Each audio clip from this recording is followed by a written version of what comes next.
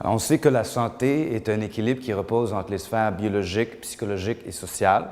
Et on sait que le cancer bouleverse une vie parce qu'il peut amener une atteinte de la qualité de vie, autant au niveau physique, avec des deuils qui peuvent se passer, autant au niveau de l'image de soi, autant au niveau de la détresse qu'on peut voir au niveau social, les gens qui peuvent s'isoler socialement, des couples qui peuvent briser, avoir une détresse financière chez les gens qui perdent leur emploi.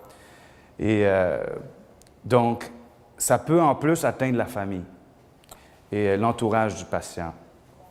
Et cette détresse-là, depuis quelques années, il y a plusieurs études scientifiques qui montrent qu'elle peut nuire à plusieurs niveaux. Elle peut augmenter les douleurs des patients, augmenter les effets secondaires des patients. Elle peut faire en sorte que les résultats des traitements médicaux peuvent être dépéris à cause de cette détresse-là.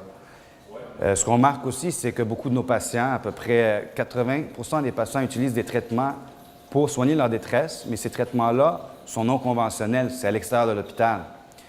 Et 50% le cachent à l'équipe médicale, et ça peut être aussi nuisible.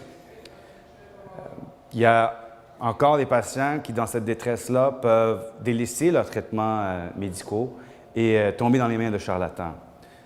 Donc, en s'appuyant sur le mouvement de la médecine intégrative, qui est un mouvement qui est maintenant enseigné dans les universités très prestigieuses comme Harvard, les thérapies intégratives sont maintenant données dans les centres très prestigieux aux États-Unis, autant à New York qu'à Houston, dans les plus grands centres, au fait.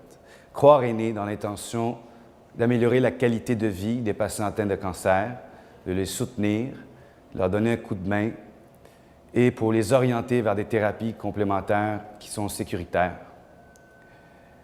Depuis quelques années, Mado Desforges est très impliquée dans le Fonds Croire. Nous sommes très reconnaissants pour son travail parce qu'elle est très passionnée et elle a vraiment aidé à faire pousser la mission. Puis les ateliers qui sont offerts maintenant sont très appréciés par les patients. Autant l'hypnose, la méditation, le chant, le yoga du rire, les ateliers où on oriente les patients vers des thérapies complémentaires, on leur discute d'hormonothérapie ou des effets secondaires, on les informe sur les différents traitements, les ateliers sur la sexualité même. Et ce qui nous pousse à vouloir continuer encore plus notre mission. On fait partie d'une équipe multidisciplinaire.